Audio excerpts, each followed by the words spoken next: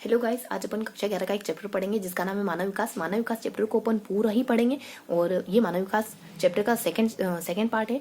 तो इस second part में अपन बेसिकली 4 चीजों के बारे में पढ़ेंगे। सबसे पहले पढ़ेंगे अपन वंशानुक्रम के बारे में, फिर पढ़ेंगे अपन वातावरण के बारे में, फिर पढ़ेंगे अपन फ्राइड के बारे में, फिर पढ़ेंगे अपन एरिक एरिक्सन के सिद्धांत के बारे में। तो ये 4 चीजें पढ़ेंगे। हम फटाफट से देख लेते हैं वंशानुक्रम, वातावरण और उसके बाद अपने फ्राइड का सिद्धांत, उसके बाद अपने एरिक्सन के सिद्धांत के बारे में। तो ये 4 चीजें अपन इसमें देखेंगे। वंशानुक्रम को लेकर क्या परिभाषा है वो देखेंगे, वातावरण को लेकर क्या परिभाषा, शुरू करते हैं। तो वंशानुक्रम की परिभाषा बताई जाती है हमारे वेद जी के, बताई जाती है वेद जी के, यानी वी से अपने विंचे बताया जाता है और डी से अपने डगलस बताया जाता है और जी से अपने गार्टन बताया जाता है और कैसे कॉलेजनिंग बताया जाता है। बेसिकली मेरा ट्रिक है कि वेद जी के और यहाँ जाता है प्रतिष्ठित व्यक्ति, प्रतिष्ठित चरित्रवान व्यक्ति गणित और खेल दोनों ही काम करता है। प्रतिष्ठित चरित्रवान व्यक्ति गणित का काम भी करता है और खेलने का काम भी करता है। तो वेद जी के घर की तरफ जा रहा था ना, तो मैं एक अच्छे से डैशिंग से बंदे को खेलते हुए देखा और तब मुझे एहसास हुआ कि प्रतिष्ठित और चरित्रवान व्यक्ति पढ़ने में भी, गणित करने में भी अच्छा होता है और खेलने में भी अच्छा होता है।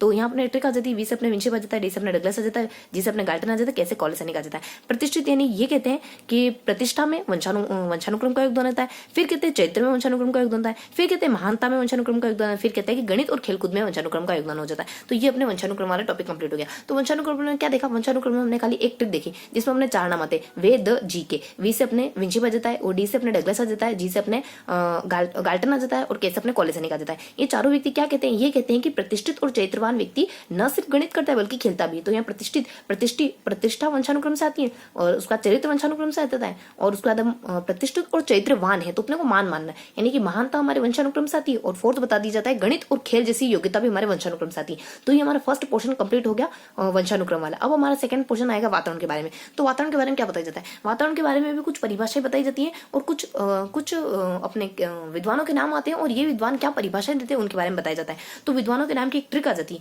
फ न क और जी के, यानी कि वंशानुक्रम की टिक आ जाती है फ न क जी के। वंशानुक्रम की टिक है फ न क जी के। देखो मतलब फनक जी के मतलब कि सनक चढ़ गई, अरे ये व्यक्ति कैसा है, इसको तो जीके की सनक चढ़ गई और सब्जेक्ट पढ़ना करना कुछ है नहीं, ना हिंदी पढ़ेगा, ना गणित पढ़ेगा, ना मैथ पढ़ेगा। आई मीन गणित और मैथ तो एक होता है, ना सोशल पढ़ेगा ना कुछ पढ़ेगा, बस ये हमेशा जीके पढ़ता रहता है, फनक जीके, यानी कि इसके दिमाग में जीके घुस गया। तो यहाँ पे अपने जीके बीच में आता है, उसके बाद फ और न और क। देखो फ से क्या पता जाता है फ्रेंच, और उसके बाद जी से क्या पता जाता है गार्डन, और यहाँ से के से अपने क्लार्क, उसके बाद एन से क्या पता जाता है न्यू, उसके बाद के से क्या पता जाता है कुले। और इनके द्वारा परिभाषा क्या दी जाती है, इनके द्वारा कहा जाता है प्रजाति, मानसिक प्रजाति, उसका जुड़वा और व्यक्तित्व का निर्माण। मतलब कि जैसे यहाँ प्रजाति, मानसिक प्रजाति, ये तीनों शब्द मान लेते हैं अपन, प्रजाति प्रजाति प्रजाति। जैसे नहीं कहते हमें कि मान लो आपको किसी ने कहा कि आप प्रजाति प्रजाति प्रजाति बोल के बताओ, तो आपने क्या कहा, ये छोटी सी बात बोलने के लिए कहा था, तो इसमें भी आपने मिस्टेक कर दिया, आपने बीच में ना मानसिक शब्द बोल दिया, प्रजाति मानसिक प्रजाति। जैसे कहते नहीं है, जैसे हाँ मान लो किसी ने कहा कि ये नहीं कहते अपन कि कच्चा पापड़ पक्का पापड़, कच्चा पापड़ पक्का पापड़, ये बोल के बताओ,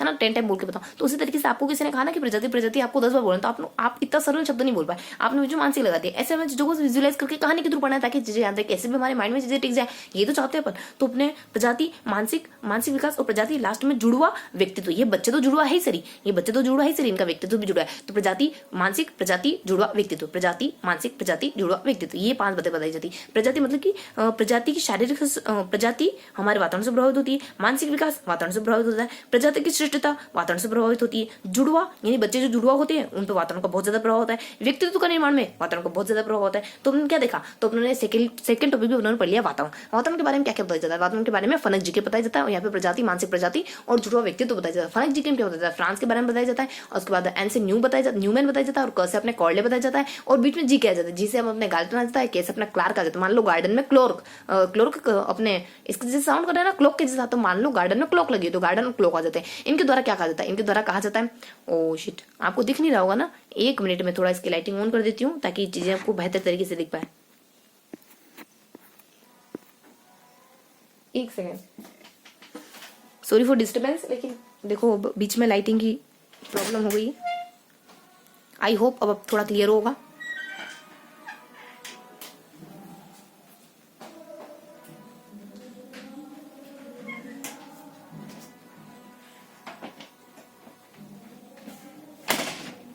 तो अपन शुरू करते हैं। कहाँ थे अपन थे सेकंड टॉपिक पर। तो यहाँ अपन ने बताया जाता फनक जी की ट्रिक बताई थी अपने, प्रजाति, मानसिक प्रजाति, जुड़वा, व्यक्तित्व, यानी प्रजाति वंशानुक्रम से प्रभावित होती है और मानसिक विशेषता वंशानुक्रम से प्रभावित, सॉरी वातावरण, वंशानुक्रम तो पढ़ चुके ना वातावरण। और उसके बाद सेकेंडली थर्ड भी अपने मानसिक ही होता है, मानसिक हमारे वंशानुक्रम वातावरण से प्रभावित होता है। उसके बाद प्रजाति, मानसिक प्रजाति, और फिर अपने जुड़वा व्यक्तित्व। जुड़वा बच्चे भी अपने वातावरण से बहुत ज्यादा प्रभावित होते हैं और व्यक्तित्व का निर्माण भी वातावरण से बहुत ज्यादा प्रभावित होता है। तो ये हमने देख लिया दूसरा टॉपिक। दूसरा टॉपिक था हमारे वातावरण के बारे में। वातावरण के बारे में क्या देखा था, ये अपने फनक जी के, और उसके बाद प्रजाति, मानसिक प्रजाति, जुड़वा व्यक्तित्व, तो ये अपने क्लियर कर लिया। अब अपन आएंगे थर्ड टॉपिक पर। थर्ड टॉपिक हमारा आ जाता है फ्रॉइड के सिद्धांत के बारे में, और नेक्स्ट हमारा आ जाएगा इस एरिक्सन के सिद्धांत के बारे में। ये बस ये चार ही बातें बताई जाती है इसमें। फ्राइड का सिद्धांत क्या है, न सिर्फ इसमें फ्राइड के सिद्धांत के बारे में बताया जाता है, क्योंकि अगर फ्राइड आएंगे तो खाली उनका सिद्धांत तो आएगा नहीं, क्योंकि फ्राइड ने और भी बहुत सारी बातें बताई। तो फ्राइड से संबंधित तीन बातें आती। फ्राइड से संबंधित कितनी बातें आती, फ्राइड से संबंधित तीन बातें आती। अब कौन कौन सी बातें आती, सबसे पहले फ्राइड के लेकर फ्राइड जो है उनको वो चेतना के बारे में, मन के बारे में क्या बताते हैं, फ्राइड मन के बारे में क्या बताते हैं ये बताया जाएगा। सेकेंडली बताया जाता है फ्राइड रक्षात्मक युक्तियों के बारे में क्या बताते हैं। थर्ड बताया जाता है फ्राइड का सिद्धांत के बारे में, यानी मेन मुद्दे पे थर्ड में आते हैं। फर्स्ट में तो उनके मन के विचार बताते हैं, मतलब उनके मतलब कि मन को लेकर वो क्या सोचते हैं। नेक्स्ट बताया जाता है कि वो रक्षात्मक युक्तियों को लेकर क्या सोचते हैं। नेक्स्ट बताया जाता है उनके सिद्धांत क्या क्या है। तो अपन पढ़ लेते हैं फटाफट से। हाँ, और इन चारों पॉइंटों के बाद एक छोटा सा पॉइंटर आता है जो इन चारों पॉइंटों को लगभग समराइज करता है। यानी कि तीन हमारे सिद्धांत होते हैं ना, मनोविश्लेषणात्मक सिद्धांत, संज्ञानात्मक सिद्धांत, व्यवहारवादी सिद्धांत, इन तीनों सिद्धांतों की थोड़ी सी बेसिक जानकारी होती है। यानी कि मनोविश्लेषणात्मक सिद्धांत, उसके बाद व्यवहारवादी सिद्धांत, फिर संज्ञानावादी सिद्धांत, इनकी थोड़ी सी बेसिक जानकारी होती है जो अपन लास्ट में देखेंगे। ठीक है, तो अपन सेकंड देखते हैं जो अपने को पढ़ना है फ्राइड का सिद्धांत। तो फ्राइड का सिद्धांत क्या क्या बताता है, देखो ध्यान से देखो। फ्राइड का सिद्धांत मन के बारे में क्या बताता है, देखो देख लेते हैं। यानी मन के बारे में ये मन के तीन रूप बताता है। कितने, तीन रूप बताता है। एक तो चेतन, एक पूर्व चेतन और एक अचेतन। कितने, तीन रूप बताता है। एक तो चेतन बताता है, पूर्व चेतन बताता है, एक अचेतन बताता है। चेतन में क्या कहता है, चेतन की ट्रिक आ जाती है एसपी भावी यादें। एसपी की भावी यादें बहुत सुखद है। वो सोच रहा है कि मैं भविष्य में एसपी हूं ना, अभी कांस्टेबल तो एसपी बन जाऊंगा, एसपी की भावी यादें बहुत सुखद है। ऐसे कहता है कि संवेदना इसके अंतर्गत आती है, से कहता है कि प्रत्यक्षीकरण इसके अंतर्गत आता है। यादें से कहता है कि जो भी हमारी यादें होती है वो इसके अंतर्गत आती है। भावनाओं से कहता है कि जो भी हमारी भावनाएं होती है वो इसके अंतर्गत आ जाती है। और उसके बाद अपने पूर्व चेतन के बारे में कहता है। पूर्व चेतन यानी चेतन और अचेतन को बीच जोड़ने का काम कौन करता है, पूर्व चेतन करता है। और जागरूक स्थिति चेतन, यानी कि जब वर्तमान कंडीशन में हम रह रहे हैं ना, वो हमारी पूर्व चेतन की ही अवस्था होती है। उसके बाद अचेतन में क्या कहता है, ये दमित भावना जितनी भी है ना, हमारी दबी कुचली भावना जो सारी है वो सब किसमें आ जाती है, अपने अचेतन मन के अंतर्गत आ जाती है। अचेतन मन को एक पर्वत से तुलना करा है, यानी एक हिमखंड से तुलना करी गई है। तो ये इसके मन के विचार आ जाते हैं। और सेकेंडली इसके विचार आ जाते हैं और रक्षात्मक युक्तियों पर इनके क्या विचार है। तो रक्षात्मक युक्तियों पर इनके सिंपल से विचार है। अब फर्स्ट तो देख लिया अपने को देखना था फ्राइड की तीन चीजों के बारे में देखना था, तो अपने फर्स्ट कंप्लीट कर लिया अपने। फर्स्ट देखना था मन के विचार। तो मन के विचार क्या कहते हैं, मन के विचार में ये बताते हैं कि चेतन मन होता है और पूर्व चेतन मन होता है और अचेतन मन होता है। पूर्व चेतन मन जो होता है ना, वो एसपी की भावी यादें यानी अपने संवेदन और उसका प्रत्यक्षीकरण, यादें से यादें, और भावी यानी भावी जीवन की सुखद यादें। और पूर्व चेतन के बारे में बताया जाता है इनके द्वारा कि पूर्व चेतन आपकी वर्तमान कंडीशन के बारे में बताता है। पूर्व चेतन इन दोनों को जोड़ने की, यानी कि चेतन और अचेतन को जोड़ने की कड़ी होता है। लास्ट में बता दिया जाता है अचेतन। अचेतन आपकी दमित भावनाओं का भंडार ग्रह होता है। अचेतन की तुलना हिमखंड से करी जाती है। ये क्लियर हो गया। उसके बाद ये इनके मन के विचार कंप्लीट हो गए। अब इनके आ जाएगी रक्षात्मक युक्तियों को लेकर इनके क्या विचार है। तो ये रक्षात्मक युक्तियों को लेकर के 5 रक्षात्मक युक्तियां बताते हैं। कौन कौन सी बताते हैं, तो टेढ़े मेढ़े काम करोगे तो पाप तो लगेगा ही सही, तो टीडी पाप आ जाता है। क्या आता है, टीडी पाप। देखो टी से क्या आ जाता है, तर्क संगतिकरण, और डी से क्या आ जाता है, डी से आ जाता है दमन, और पाप तो लगेगा ही सही, टेढ़े काम करोगे तो पाप तो लगेगा ही सही। पी से प्रतिस्थापन आ जाता है, पी से प्रत्यक्षण आ जाता है, नेक्स्ट अपने अंतर्वेशन आ जाता है, और लास्ट में अपने प्रतिक्रिया निर्माण। देखो इस तरफ लिखा हुआ है प्रतिक्रिया निर्माण, यहाँ लिखना था, यहाँ लिखा हुआ है ना, तो प्रतिक्रिया निर्माण आ जाता है। अब इनको थोड़ा सा देखिए क्या होता है ये। तो देखो तर्क संगतिकरण क्या होता है, अपन यहाँ पढ़ रहे हैं। तर्क संगतिकरण के बारे में बताया जाता है कि तर्क संगतिकरण वो चीज होती है जब आपको कोई चीज नहीं मिलती तो आप उस चीज में दोष निकाल देते हो। आपको आईएएस की नौकरी नहीं मिली तो कह दो कि आईएएस की नौकरी तो बेकार होती है, अपने नेताओं के तले चाटने पड़ जाते हैं इतना पढ़ने के बाद भी, इस तरीके से आप कहते हो। तो इससे क्या होता है, आपके अपराध बोध की प्रवृत्ति कम हो जाती है, आपको गिल्ट फील नहीं होता है। आपके अपराध बोध की जो प्रवृत्ति थी ना कि आप बन नहीं पाए, तो आप दूसरों पर उस नौकरी को ही खराब बता रहे हो, तो आपके अपराध बोध की प्रवृत्ति से कम होती है। कोई नौकरी नहीं लगती उसमें दिक्कत निकाल देना। उसके बाद नेक्स्ट है अपने दमन। दमन क्या होता है, लड़कियों को या फिर महिलाओं को भी गालियां देने का मन करता है लेकिन नहीं करती, क्योंकि समाज उनको अप्रिशिएट नहीं करेगा इस बात के लिए, समाज उनकी बहुत भरपसना करेगा। इस वजह से जो महिलाएं होती है वो जो बुरी बुरी गालियां हैं, या फिर लड़कियों को भी जब गुस्सा आता है तो उनको गालियां देने का मन करता है लेकिन देती नहीं है। उसके बाद प्रत्यक्षीकरण। प्रत्यक्षीकरण क्या होता है, प्रत्यक्षीकरण होता है प्रत्यक्षीकरण नहीं सॉरी प्रतिस्थापन। प्रतिस्थापन क्या होता है, यानी अपने किसी और स्थान पर गुस्सा आ रहा था, किसी और स्थान पर निकाल दिया। माँ ने बच्चे को पीटा तो बच्चे ने अपने बहन को पीट दिया, इस तरीके से। और प्रक्षेपण क्या होता है, प्रक्षेपण यानी उड़ेलना। गुस्सा तो आ रहा था किसी और पे, प्रक्षेपण यानी उड़ेलना, यानी कि ये दुनिया मेरे साथ बहुत बुरा करती है, मैं दुनिया के साथ बुरा नहीं करता, मैं दुनिया से घृणा नहीं करता, ये दुनिया मुझसे घृणा करती है, इस तरीके की बात है। प्रतिक्रिया निर्माण, यानी आप अपने आप का निर्माण कर रहे हो। आ तो रहा है, इतना भयंकर गुस्सा आ रहा है कि एक मारे इसको जाकर के, लेकिन करोगे क्या, कोई बात नहीं, गलतियां तो होती रहती है। वैसे मैं ऐसी बातों को माइंड नहीं करता, इस तरीके से बोलोगे आप। यानी कि प्यार को, गुस्से को प्यार में कन्वर्ट कर दोगे, यानी प्रतिक्रिया का खुद निर्माण करोगे। उसके बाद अ से अंतर्वेशन बताया जाता है। अंतर्वेशन यानी किसी को देखकर उसके सारी एज इट इज बातों को अपने अंदर उतारने की कोशिश करना। वाह क्या पर्सनैलिटी यार, हो पर्सनैलिटी हो दमदार तो ऐसी हो। किसी को देखकर ऐसी मन से आवाज आती है ना कि ऐसी पर्सनैलिटी हो तो ऐसी हो, तो उन चीजों को अपना लेना ही हमारे अंतर्वेशन कहलाता है। तो ये हमने रक्षात्मक युक्तियों के विचार भी देख ली फ्राइड के। तो उसके बाद हमारे टेढ़े पाप, टेढ़े काम करोगे तो पाप तो लगेगा ही, टेढ़ी पाप। और उसके बाद फ्राइड के अब क्या बताना है, अब बताना है फ्राइड के सिद्धांत के बारे में, जो बेसिकली हमें पढ़ना था, लेकिन इससे पहले थोड़ी सी बेसिक जानकारी बताई।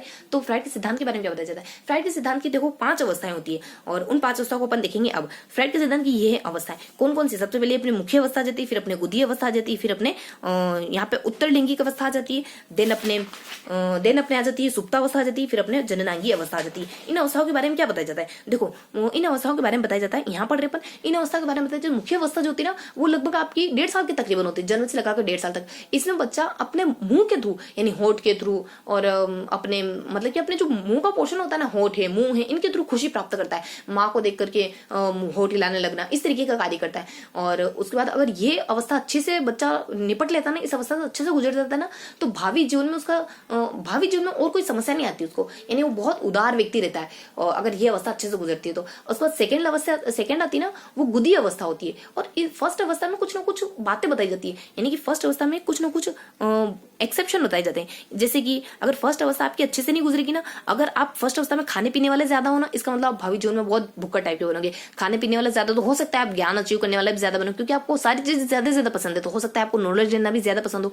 और उसके बाद अगर कोई पकड़ने वाला, रोकने वाला, काटने वाला बच्चा है, जिसे मान लो बार बार पकड़ लेता है चीजों को, तो आगे जाकर वो हठधर्मी बनेगा। अगर बार बार चीजों को काटता है तो वो विध्वंसकारी बनेगा, बार बार चीजों मतलब थूकता रहता है। इसका मतलब वो है कि ये है कि आगे जाकर नकारात्मक पर्सनैलिटी वाला व्यक्तित्व बनेगा। तो ये फर्स्ट स्टेप के बारे में बेसिक जानकारी। सेकंड स्टेप के बारे में बताया जाता है कि सेकंड स्टेप जो होती है ना, वो गुदी अवस्था होती है। इसका समय काल लगभग 1.5 से लगाकर जो 3 तक माना जाता है। अब समय तो हमें पता है ही, लेकिन इसकी मेन विशेषता ये होती है कि बच्चे का पूरा ध्यान अपने, देखो गुदा यानी कि अपने मलमूत्र त्याग करने का स्थान, तो वही होता है पूरा ध्यान, उसी से वो खुशी प्राप्त करता है, मलमूत्र त्याग करके खुश होता है। और उसके बाद नेक्स्ट अवस्था आ जाती है अपनी तीसरी अवस्था। तीसरी अवस्था होती है अपनी इसकी लैंगिक अवस्था। ये अवस्था कुछ ऐसी होती है जैसे अपने 3 साल तक तो पहुंच गए, लगभग ये 5 साल के बच्चे की अवस्था होती है। इस अवस्था में बालिकाएं ज्यादा आगे होती है, ऐसा बताया जाता है। और इस अवस्था में पूरा फोकस उसके जननांगों पर होता है। बहुत बार आपने छोटे बच्चों को देखा होगा अपने जननांगों के हाथ लगाते हुए। बच्चे बड़े लोग बहुत डांटते हैं ना कि गंदी बात बेटा, गंदी बात, लेकिन बच्चे तो करते हैं। वो क्या करे, उनकी अवस्था के हाथ तो मजबूर है। तो ये अवस्था होती है ना, बच्चे की लैंगिक अवस्था पे ज्यादा ध्यान होता है। बच्चे पूरे मतलब अपने जो जननांग होते हैं उनकी तरफ फोकस्ड होते हैं। और ये अवस्था है ना बालिकाओं में ज्यादा पाई जाती है। तीसरी अवस्था, ये वाली अवस्था उत्तर लैंगिक अवस्था, इसका समय काल 3 से लेकर 5 तक होता है। जननांगों की तरफ ज्यादा अट्रैक्ट होता है, बालिकाओं में ज्यादा पाई जाती है अवस्था।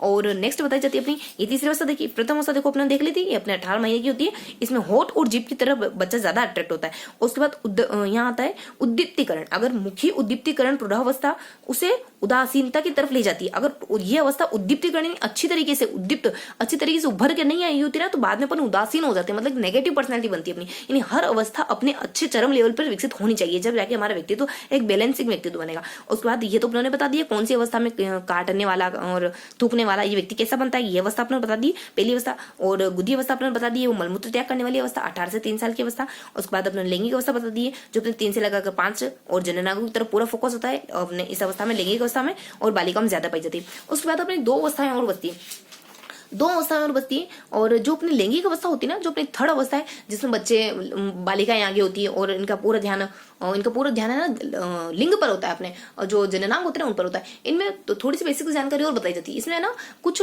इसमें ना लैंगिक संघर्ष आ जाता है। ऐसा माना जाता है कि लड़कियां अपने पापा के प्रति अट्रैक्ट होती है, और लड़के जो होते हैं अपनी माँ के प्रति ज्यादा अट्रैक्ट होते हैं। इसी को लैंगिक संघर्ष कहते हैं। और फ्राइड के द्वारा तो कहा जाता है कि अपनी माँ को देखकर चिढ़ता है, माँ को देखकर चिढ़ती है बालिकाएं, और पिता को देखकर अपने बच्चे चिढ़ते हैं। ये फ्राइड का कथन है। हालांकि फ्राइड कहते हैं कि ये सभी संस्कृतियों में ऐसी स्थिति नहीं होती है। तो देखो यहाँ बताया जाता है फ्राइड क्या कहते हैं, बालक माता से और बालिका पिता से अधिक प्रेम करती है, इस तरीके की कंडीशन। इसका विपरीत भी हो सकता है, बालक पिता से चिढ़ते हैं और बालिका माता से चिढ़ती है। और लैंगिक संघर्ष इसी को कहते हैं, यानी जब चिढ़ने की अवस्था आ जाती है ना, उसी को कहते हैं। यानी माता से नफरत करना, और माता से नफरत करती बालिकाएं, पिता से नफरत करते बालक, तो इसी को अपन लैंगिक संघर्ष कहते हैं। उपलब्धता सभी समाज में उपलब्ध नहीं होते हैं, हालांकि ऐसा सभी समाज में देखा जाए जरूरी नहीं है। उसके उसके बाद आ जाती है अपनी सुप्तावस्था। सुप्तावस्था के बारे में क्या बताया जाता है? सुप्तावस्था के बारे में बताया जाता है कि ये वो समय होता है जब बच्चा लगभग 5 साल के तकरीबन पहुंच जाता है, और 5 साल के तकरीबन जब बच्चा पहुंच गया ना, तो वो जिंदगी को और नए आयामों को खोलेगा, चीजों को एक्सप्लोर करेगा, स्कूल जाएगा, बच्चों से मिलेगा, बहुत सारे दुनिया के बहुत सारे बाहर आयामों को दिखेगा। मतलब अपनी इतनी छोटी चीजों लैंगिक अवस्था, इन अवस्थाओं तक संकीर्ण नहीं होगा बच्चा, यहाँ पे ये बताया जाता है। और यहाँ क्या होता है कि बच्चा अपनी लैंगिक क्रियाओं की तरफ बिल्कुल उदासीन हो जाता है। अब आ जाती है अपनी अगली अवस्था जो अपनी किशोरावस्था होती है। किशोरावस्था एक बार फिर से बच्चा लैंगिक अवस्था की तरफ प्रवृत्त होने लग जाता है। और किशोरावस्था एक ऐसी अवस्था होती है जब ना सिर्फ बच्चा लैंगिक अवस्था, अब तो उसमें परोपकार की भावना डेवलप हो जाती है, ये बताया जाता है। तो अपने तीनों चीजें पढ़ ली, यानी मन को लेकर के क्या विचार है फ्राइड के, और उस पर तादाद अपने इनके ये जो अपनी रक्षात्मक युक्ति है इनको लेकर क्या विचार है, उनके खुद के सिद्धांत को लेकर क्या विचार है। सिद्धांत वही मुख आता है, फिर मलमूत्र त्याग करने का स्थान गुदा आती है, फिर लिंग यानी जहां से जन्म होता है वो लैंगिक स्थान आ जाता है, और नेक्स्ट आ जाता है अपने 2 और अवस्था आ जाती है। तो सुप्त अवस्था जब सो जाता है उसके बाद किशोर अवस्था, और जब वापस एक बार पुनः उठ जाता है लैंगिक कामुकता वाली भावनाएं उठ जाती है वापस से। तो ये अपनों फ्राइड को पूरी तरीके से पढ़ लिया। मैंने कहा था इसमें 4 ही चीजें पढ़नी है, तो अपनों वंशक्रम के बारे में पढ़ लिया, वंशक्रम के बारे में पढ़ लिया, उसके बाद वातावरण के बारे में पढ़ लिया, उसके बाद फ्राइड के बारे में पढ़ लिया। अब पढ़ेंगे अपन एरिक्सन के बारे में। एरिक्सन के बारे में क्या बताया जाता है? एरिक्सन की बेसिकली कितनी अवस्थाएं हो सकती है सिद्धांत की? एरिक्सन की 5 एरिक्सन के सिद्धांत की थोड़ी सी बेसिक जानकारी देखेंगे, उसके बाद इसके सिद्धांत को देखेंगे। देखो एरिक्सन को लेकर उसकी बेसिक जानकारी क्या है? एरिक्सन को लेकर उसकी बेसिक जानकारी क्या है? यही है कि एरिक्सन भाई साहब समाज को भी बहुत ज्यादा महत्व देते हैं अपने सिद्धांत में, तो लैंगिक को भी यानी जैविक को भी बहुत ज्यादा महत्व देते हैं। जितना महत्व अपने जन्म का है उतना ही महत्व समाज का, ये कहते हैं फ्राइड, ये कहते हैं अपने एरिक्सन महोदय। और एरिक्सन इसके साथ ही ये बात भी कहते हैं कि बच्चे को अपनी सारी अवस्थाओं में, जो भी मैं अवस्थाएं बताऊंगा, उस अवस्था में अगर अच्छे से रहना है, उस अवस्था में बिना किसी परेशानी के रहना है, तो सबसे बेहतर उपाय यही है कि बच्चा संतुलन बना के रखे। ये सारी बात जानकारी बताई जाती है इसमें। और उसके बाद नेक्स्ट बताया जाता है, अब इनके सिद्धांत को ही ले लेते अपन, इनके सिद्धांत के बारे में कितनी अवस्थाएं होती है। चलो अपन आ जाता है अपने नोट्स पर। तो यहाँ बताया जाता है अपने एरिक्सन के सिद्धांत। एरिक्सन के सिद्धांत की जो बेसिकली जानकारी थी वो मैंने आपको बता दी। वो जानकारी होती है अपनी कि ये जो है ना, वो व्यक्तित्व विकास में सामाजिक कारकों पर ज्यादा महत्व देते हैं। यहाँ जाता है व्यक्तित्व विकास के सामाजिक कारकों पर ज्यादा महत्व देते हैं, और फ्राइड की भांति जैविक और लैंगिक दोनों कारकों को भी महत्वपूर्ण मानते हैं। और इनकी अवस्थाएं कितनी बताई जाती है? 8 अवस्थाएं बताई जाती है, जो उन्होंने बेसिकली पढ़ ली। 8 अवस्थाएं होती है इनके बारे में। और उसके बाद इनके सिद्धांत की अवस्थाएं कितनी है बताते हैं अपन। तो इनके सिद्धांत की बेसिकली वैसे तो 8 अवस्थाएं मानी जाती है। कितनी? 8 मानी जाती है। फर्स्ट, सेकंड, थर्ड और 4, 5, यानी 8 अवस्थाएं मानी जाती है। 5 और फिर 3। जो 3 अवस्थाएं बात की, 3 अवस्थाएं ना, वो किशोरावस्था की बात की, तो वो हमारे लिए इतनी इंपॉर्टेंट नहीं है। जो शुरुआती 5 अवस्थाएं वो किशोरावस्था तक की, तो हमें बच्चे तक ही पढ़ना है। तो 5 अवस्था कौन कौन सी अवस्था होती है? देखो 5 अवस्था के लिए एक ट्रिक आ जाती है कि विशाल, देखो ट्रिक क्या है, विशाल आप उतरो, आप बस से उतरो, आप सबको परेशान कर रहे हो, आप पिकनिक पे जा रहे हैं, तो विशाल आपका बच्चा बहुत चिड़चिड़ा सा बच्चा है, बहुत ज्यादा गुस्सा करता है, लोगों को परेशान करता है, और बच्चों को ह्यूमिलेट करता है, किसी भी तरीके से परेशान करने की कोशिश करता है, और लड़कियों को परेशान करता है, मारता है, इस तरीके का बच्चा बहुत ज्यादा नोटी टाइप का। तो मैडम कह रही है कि विशाल आप उतरो। तो वी से अपने विश्वास बनाम अविश्वास, और विशाल आ से अपने आत्मविश्वास बनाम शंका, और उसके बाद विशाल आप पी से अपने परिश्रम बनाम अपराध बोध, सॉरी परिश्रम नहीं, पहल बनाम अपराध बोध आ जाता है, पहल बनाम अपराध बोध आ जाएगा। उसके बाद नेक्स्ट आ जाएगा विशाल आप प से आ जाएगा अपने आप उतरो, तो उसे आ जाएगा अपने उद्यमिता बनाम निर्भरता, और लास्ट आ जाएगा अपने त से अपने आ जाएगा तादात्म्यकरण बनाम शंका। तो ये अपनी 5 अवस्था थी। इनके समय काल के बारे में बताया जाता है। क्या समय काल होता है इनका? फर्स्ट वाले का होता है अपने 1.5 से लगाकर 3 साल तक, दूसरे वाले तक 3 से लगाकर 5 तक, फिर होता है अपने जन्म से लगाकर 1.5 साल, फिर 1.5 से लगाकर 3, फिर 3 से लगाकर के 5, फिर अपने 6 से लगाकर के 8, और फिर अपने 6 से लगाकर के 12 सॉरी, और उसके बाद 12 से लगाकर 18। तो विशाल आप उतरो वाली ट्रिक तो हो गई अपनी, यानी विश्वास बनाम अविश्वास, और उसके बाद अ से अपने आत्मनिर्भरता बनाम शंका, और विशाल आप प से अपने पहल बनाम अपराध बोध, और आप और उ से अपने उद्यमिता बनाम निर्भरता, और त से अपने तादात्म्य बनाम पहचान को कहते हैं। पहचान बनाम भ्रांति भी कह सकते हैं, तादात्म्य बनाम शंका भी कह सकते हैं। तो ये अपनी 5 अवस्था होती है। इन 5 अवस्थाओं के समय काल तो देख लिया, लेकिन क्या और भी कोई विशेषता होती है? खाली समय काल ही होता है या फिर और भी कोई विशेषता होती है? इनकी होती है ना, इनकी और विशेषताएं भी होती है। क्या क्या विशेषता होती है? देखो फर्स्ट अवस्था की विशेषता क्या होती है? जब बच्चा दुनिया में आता है, तो जैसे ही वो दुनिया में एंटर करता है, उसकी माँ बिलक रहा है, रो रहा है, सुसु कर दिया, पोटी कर दी, माँ देखने नहीं आ रही, बच्चा बिलक बिलक के थक गया, नींद आ गई बच्चे को, लेकिन फिर भी मानिए तो बच्चा ये कॉन्सेप्ट बना लेता है कि ये दुनिया इतनी अच्छी नहीं है जितनी जितनी वो सोच के आया होगा, यानी ये दुनिया बहुत बुरी है। तो उसमें अविश्वास की भावना पैदा हो जाती है, उसका सेल्फ कॉन्फिडेंस गिर जाता है। तो अगर सही से ट्रीट करा इस अवस्था में बच्चे का तो कॉन्फिडेंस बूस्ट होगा, और सही से ट्रीट नहीं करा तो अविश्वास की स्थिति उत्पन्न होगी, कुंठा की स्थिति उत्पन्न होगी। ये थी पहली अवस्था। दूसरी अवस्था की कुछ विशेषताएं होती है, क्या होती है ना, दूसरी अवस्था की विशेषता होती है कि बच्चा ज्यादा से ज्यादा खुद करना चाहता है, किसी की हेल्प लेना नहीं चाहता। जब बच्चा 1.5 से लगाकर 3 साल का होता है ना, जब बच्चा कहाँ जाता है, आंगनवाड़ी की एज होती है 3 साल की, तो जब बच्चा यहाँ जाता है तो बच्चा सारा काम खुद करना चाहता है और किसी की मदद नहीं लेना चाहता। उसके बाद नेक्स्ट 3 से लगाकर 5 की अवस्था, अब स्कूल की अवस्था आ जाती ना, तो बच्चे का हर एस्पेक्ट का, भाषा का और शरीर का और उसके बाद भाषा का, संज्ञानात्मक और सामाजिक विकास और शारीरिक विकास, ये विकास सभी तरीके, ये विकास बहुत चरम पर चल रहे होते हैं। तभी तो ये स्कूल की अवस्था है, क्योंकि जब विकास अच्छे से हो रहा है तभी अपन बच्चे को स्कूल भेज रहे हैं, और इसी वजह से तो ये अवस्था, स्कूल की अवस्था रखी गई। हर क्षेत्र का विकास बहुत अच्छे से होता है और बच्चा इसमें सही गलत की थोड़ी बहुत समझ विकसित कर लेता है अपने आप में, और बच्चा इसमें पशुओं को पालने लग जाता है, लोगों के बारे में इन्हें अपना काम खुद करने लग जाता है और पशु वगैरह पालने लग जाता है। ये सारी तीसरी अवस्था की विशेषता होती है जब बच्चा स्कूल जाता है। चौथी अवस्था का समय काल माना जाता है अपने 6 से लगाकर 12, जब बच्चा शुरुआत में स्कूल में भर्ती हुआ है ना, लगभग 6वीं 7वीं की अवस्था है ये। 5 साल में भर्ती हुआ, 12 साल, और यानी 5 से भर्ती हुआ तो 6 साल, यानी कि वो कहां तक पढ़ चुका है, 6ठी 7वीं की अवस्था तक मानी जाती है, 6 से 12। इस अवस्था में क्या होता है, इस अवस्था में कुछ ऐसा होता है कि बच्चा है ना, इस अवस्था में आते आते बच्चा अपना काम खुद करने लग जाता है। इस अवस्था में आते आते, हाँ सॉरी, थोड़ा सा यहाँ पे मैं मिसअंडरस्टैंडिंग हो गया। यहाँ पे है ना 4 अवस्थाएं, बेसिकली 4 अवस्थाएं अपने को पढ़नी है, 5 नहीं पढ़नी है, अपने को 4 ही पढ़नी है, क्योंकि जो आगे वाली 4 और है ना वो सारी बिलोंग करती है अपनी बात की अवस्था से। तो मेनली अपने को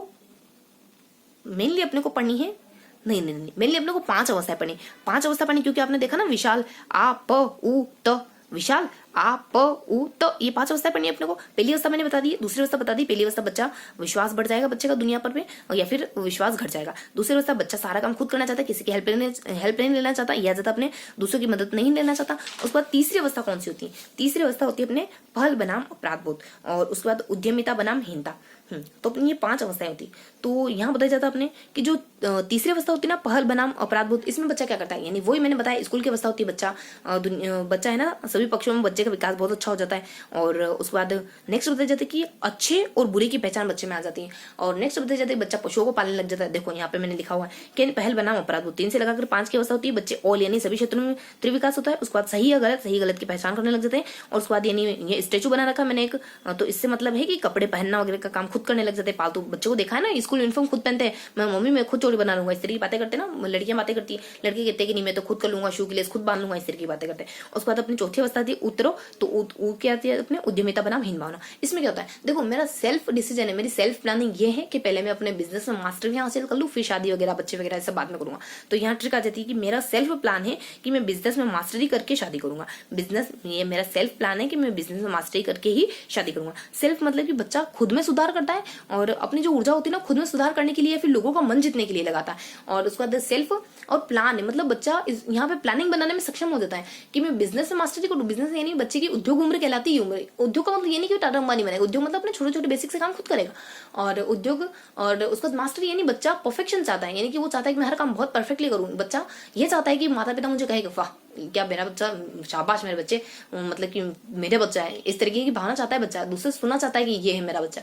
माता पिता से चाहता है शाबाशी, टीचरों से चाहता है कि स्टूडेंट हो तो ऐसा हो। इस तरीके की फीलिंग्स और भावना बच्चे में होती है। और मास्टरी उसके बाद लास्ट आता है बच्चा ही नहीं। इस उम्र में बच्चा नहीं कहलाना चाहता, उसको गुस्सा आता है मैं बच्चा नहीं हूँ, बड़ा हो गया हूँ। इस तरीके की बातें सुनी होगी बच्चे के मुंह से, तो ये अवस्था वाले बच्चे कहते हैं। और लास्ट जो अपनी पहचान बनाम भ्रम की स्थिति होती है ना, उसके बारे में मैंने यहाँ डिफाइन नहीं करा है। मैं कह रही हूँ ना कि कुछ 4 अवस्थाएं लग रही, तो उसके बारे में सिंपल सी जानकारी ये है कि अगर बच्चे का विकास इन चारों अवस्थाओं में बेहतर तरीके से होता है ना, तो बच्चे की कोई ना कोई पहचान बन जाती है। किशोरावस्था में आते आते बन जाती है ना, ये बच्चा आलसी है, ये बहुत कर्मठ है, ये पंक्चुअल है, टाइम टू टाइम आता है, ये तो बहुत लेजी है, इसको होमवर्क देता है ना लास्ट दिन में करके लाता है, होमवर्क एक ही दिन में करता है, इसकी राइटिंग देख के पता चल जाता है। यानी कि हर काम को टालना इसका व्यक्तित्व है। और या तो आपकी पहचान बन जाएगी किसी एक व्यक्तित्व के रूप में, या फिर आप कंफ्यूजन की स्थिति में रहोगे, पता ही नहीं चलता, कभी कर लेता है कभी नहीं करता, कभी लेट आता है कभी टाइम से आता है, कभी होमवर्क टाइम से कर लेता है कभी नहीं भी करता है, कभी तो ऐसा ट्रीट करता है जैसे बहुत समझदार हो, कभी पागलों जैसे हरकतें करने लग जाता है। तो ये बेसिक से इन्फॉर्मेशन होती है।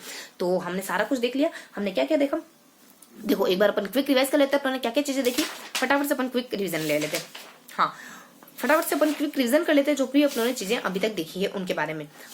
अपनों ने क्या क्या देखा, अपनों ने यहाँ से देखना शुरू करा। अपनों ने बेसिकली 4 चीजें देखी। सबसे पहले अपने वंशानुक्रम के बारे में, फिर अपने वातावरण के बारे में, फिर अपने फ्राइड के सिद्धांत के बारे में, फिर एरिक्सन के सिद्धांत के बारे में देखा, वंशानुक्रम के बारे में देखा, वेद जी के यानी अपने वेस अपने आ जाता है, विंची आ जाता है, उसके बाद डी से अपने डगलस आ जाता है, उसके बाद अपने होलैंड आ जाता है, उसके बाद अपने वेद जी के, जी से अपने गाल्टन आ जाता है और के से अपने कॉलेज सैनिक आ जाता है। इनके द्वारा क्या कहा जाता है, प्रतिष्ठित और महान व्यक्तित्व गणित भी पढ़ता है और खेलकूद भी करता है। उसके बाद वंशानुक्रम हो गया, उसके बाद वातावरण के बारे में आ जाता है अपने फनक जी के। फ से अपने फ्रांस आ जाता है, न से अपने न्यूमैन आ जाता है, क से अपने कार्ले आ जाता है और जी जी से अपने गाल्टन आ जाता है और के से अपने क्लॉर्क आ जाता है। इन सबके द्वारा क्या कहा जाता है, प्रजाति और मानसिक प्रजाति, मानसिक प्रजाति और डबल व्यक्तित्व, ये परिभाषा। उसके बाद अपने फ्राइड के सिद्धांत क्या था, फ्राइड के सिद्धांत के बारे में 3 चीजें बताई जाती है। मन को लेकर के उनके क्या विचार है, रक्षात्मक युक्तियों को लेकर उनके क्या विचार है, और फ्राइड के सिद्धांत क्या है। मन को लेकर उनके विचार 3 है, और चेतन मन, पूर्व चेतन, अचेतन। पूर्व चेतन यानी कि एसपी की भावी योजना है, और अपने पूर्व चेतन और उसके बाद अपने पूर्व चेतन की अवस्था, हमारे जो वर्तमान की अवस्था है वो इसके अंतर्गत आती है। जागरूकता की अवस्था, इसमें अपन